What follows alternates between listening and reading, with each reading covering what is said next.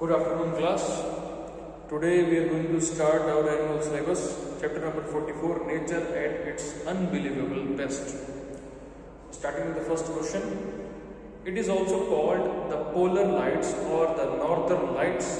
They are a phenomenon that are visible in the skies of the Arctic and Antarctic region. They occur when atoms at temperature collide with the energy charged particles. These are called aurora. AURORA, aurora. जब thermosphere के particle electrically charge particle या energy से मिलते हैं, जैसे जिसे हम cation या एनायन कहते हैं, जब उनसे टकराते हैं तो बिजली की चमक जो है, जैसे बिजली हमने देखी हो किसी रेखा की तरह आगे बढ़ती है, ठीक है, लेकिन ये रेखा की तरह नहीं बल्कि लहर यानी वेव की तरह ऑरोरा चलता है। ठीक, ये पार्टिकल का लगातार थर्मोस्फीयर के पार्टिकल का लगातार चार्ज पार्टिकल से टकराना, और ये इस वजह से केवल अंटार्कटिक में होता है क्योंकि यहाँ का एटमॉस्फेयर डेंस होता है लगातार पड़ने वाली ठंड की वजह से। इस डेंस एटमॉस्फेयर की वजह से ऑरोरा फॉर्म होता है। दूसरा क्वेश्चन है, this happens when a rainbow is formed by the moonlight rather than bye sunlight. हम जानते हैं कि रेनबो बनता है किससे? सनलाइट से। जब सनलाइट किसी ड्रॉपलेट को सरपास करती है तो रिफ्रैक्शन की वजह से वो क्या कहते हैं, एक प्रिज्म इफेक्ट पैदा करती है। उस प्रिज्म इफेक्ट की वजह से व्हाइट लाइट जो है वो 7 बीम लाइट में कन्वर्ट हो जाता है। पर जरूरी नहीं है कि वो चीज़ केवल सनलाइट से हो, मून लाइट से भी हो सकती है। इस फेनोमेना को कहते हैं मूनबो। हम रेनबो जानते हैं, ये फेनोमेना जो मून की वजह से होता है मूनबो कहलाता है। Third question, this is the meteorological phenomenon where the wind causes the formation of large snowballs. This happens when the wind, snow and moisture are at work in synergy. जब ये एक मेट्रोलॉजिकल फेनोमेनन है, जब snow, moisture और हवा तीनों एक साथ काम कर रहे होते हैं तो हवा जैसे ही बर्फ को छूती है वो उसे लगातार बॉल में कन्वर्ट करती जाती है और वो बॉल धीरे धीरे बहुत बड़ी हो जाती है। इसे हम स्नो रोलर कहते हैं। मान लीजिए कि सतह पर थोड़ी बर्फ है जो अभी सेटल नहीं हो पाई है ठीक से, हवा उसको छू के निकलती है, फिर उसे रोल कर दी जाती है, रोल करते करते करते उसे एक बॉल में कन्वर्ट कर देती है, इसे हम कहेंगे स्नो रोलर। तीसरा point, next question is, this is the process of removal and transportation of soil, rock, sediment and other naturally occurring things on the earth crust from one place to another। ये आपने science में पढ़ा होगा। ये soil का, rocks का sedimentation जो हवा के द्वारा क्या कहते हैं एक स्थान से दूसरे स्थान पर ले जाया जाता है, ठीक है, हवा से, पानी से, किसी भी चीज से, किसी भी एजेंट के द्वारा, वो कहलाता है इरोजन। ठीक, this is the force which pulls any object towards the earth. ये आप बहुत अच्छे तरीके से जानते हैं। वो शक्ति जो हर चीज को अपनी तरफ खींचती है, धरती हर चीज को अपनी तरफ खींचती है, वो शक्ति क्या कहलाती है? गुरुत्वाकर्षण, इंग्लिश में उसे कहते हैं ग्रेविटी।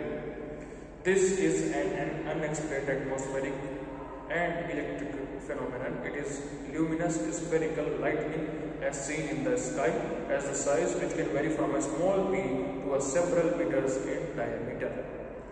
ये बॉल के शेप की लाइटनिंग होती है जो मटर के छोटे दाने जितनी भी हो सकती है, और हो सकता है कि ये कई मीटर के स्फीयर में, कई मीटर के रेडियस में फैली हुई हो, ये कहलाती है बॉल लाइटनिंग।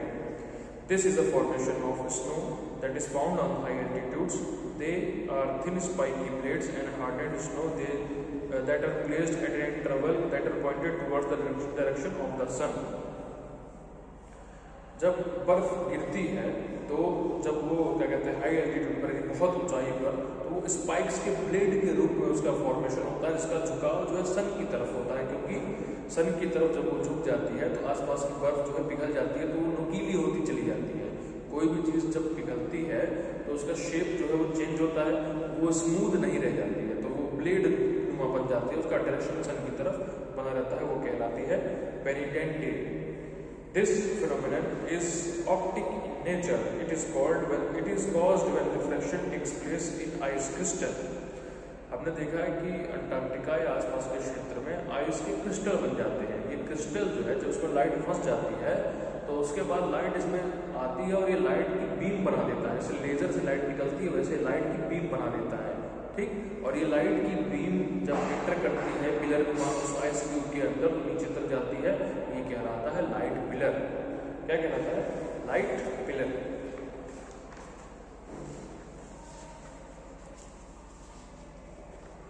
नेक्स्ट चैप्टर पे आइए, eco friendly gadgets.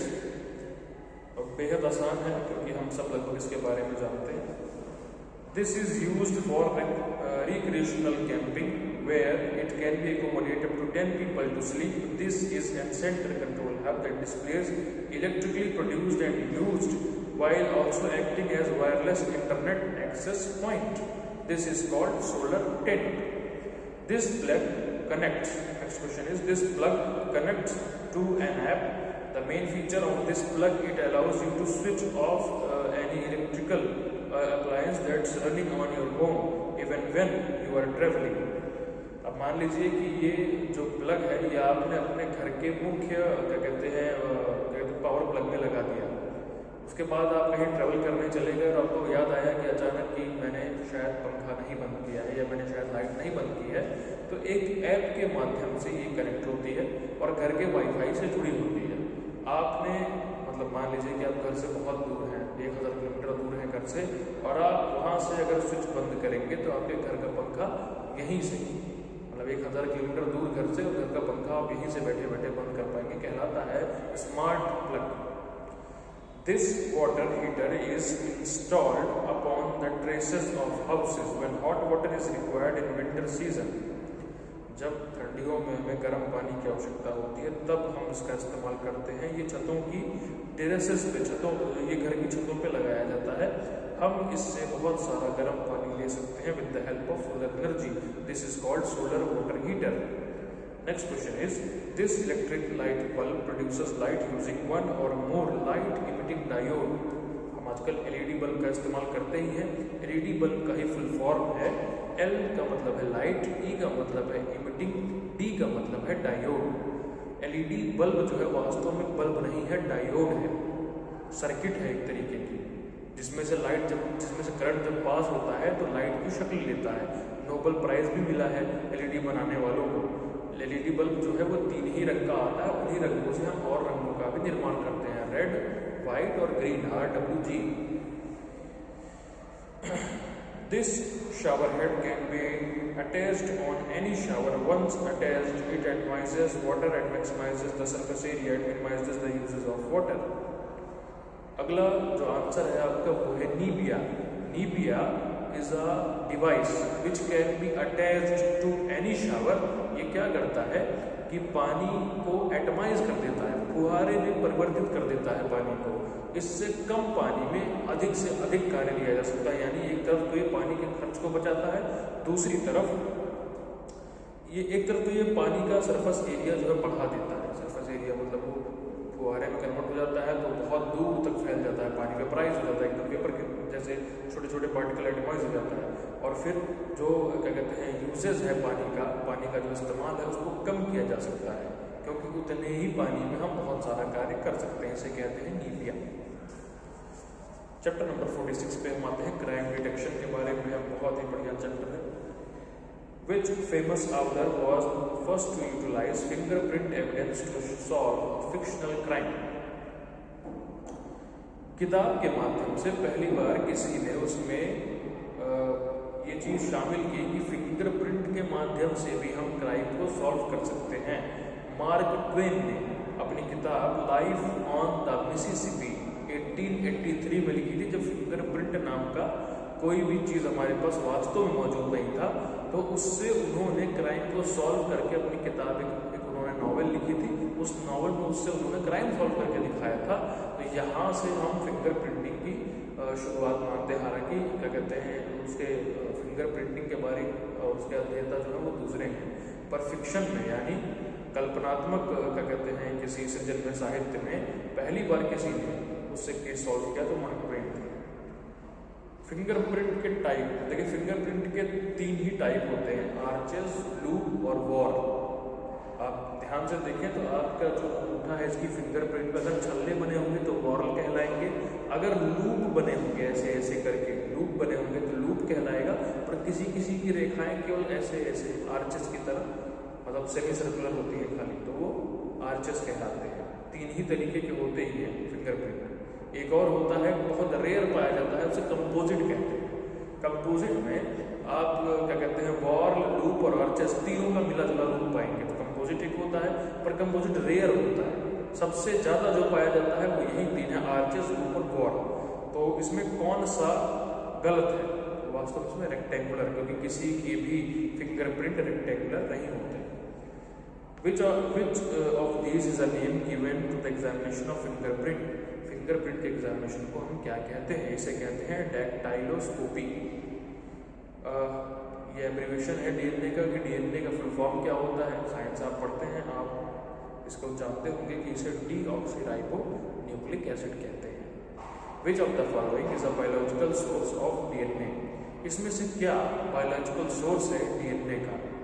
Height is not a biological source of DNA. Eye color is not a biological source of DNA. But you can get a DNA of a person if you get his hair follicle. Hair follicle शरीर का ही एक अंग है। Height देख के हम उसका DNA तो नहीं बता पाएंगे, या आंखों के रंग से नहीं बता पाएंगे, पर हेयर फॉलिकल अगर उसको मिल जाए तो उसके शरीर का एक पार्ट है वो, और उसमें जरूर डीएनए होगा। Hair follicle is the right option. Which scientific field of study uses DNA to solve crime? ये क्या कहते हैं बहुत उम्दा सवाल है कि कौन सी साइंटिफिक फील्ड है जहाँ पर डीएनए से हम क्राइम सॉल्व करते हैं, तो वो है आपकी forensic science. What would a forensic entomologist study on a corps? Entomologist जो होते हैं वो इंसेक्ट्स की स्टडी करते हैं। किसी कॉर्प्स को यानी डेड बॉडी को अगर इंसेक्ट्स ने खा लिया है, ठीक है, तो कैसे खाया, कहाँ सड़ा था, कहाँ चोट लगी थी, इन सब चीज़ों की स्टडी जो है ये फोरेंसिक साइंस करता है, एंटोमोलॉजी के थ्रू करता है। तो वो वास्तव में इंसेक्ट्स के बारे में बताते हैं। मान लीजिए कोई डेड बॉडी है जिसको क्या कहते हैं कीड़ों ने खा लिया है, सड़ा दिया है, पूरा डिकम्पोज कर दिया है, तो उसके बारे में हम कैसे स्टडी करेंगे? तो एंटोमोलॉजी या एंटोमोलॉजिस्ट जो लोग होते हैं वो इसमें हेल्पफुल हो सकते हैं। Entomology as a tool of solving crime criminal cases were first used by this man. देखिए ये इसकी शुरुआत जो है एंटोमोलॉजी जो शुरुआत होती है क्रिमिनल केस सॉल्व करने के लिए, वो एक जज थे, उनका नाम था सॉन्गसी। सॉन्गसी जो है उन्होंने ही सबसे पहले एंटोमोलॉजी की शुरुआत की थी चाइना से, जिससे वो बॉडी के बारे में अच्छी जानकारी हासिल कर सकते थे। तो राइट ऑप्शन इज सॉन्गसी। Next, your next chapter is artificial intelligence. We will study this chapter tomorrow. Okay, so take care. ये आप जो बुक वर्क है इसे आप फिल कर लेंगे। कॉपी पे जो करने वाला काम है, जो हम नोटबुक में करने वाले हैं, वो मिसलेनियस और करंट अफेयर, वो मैं आपको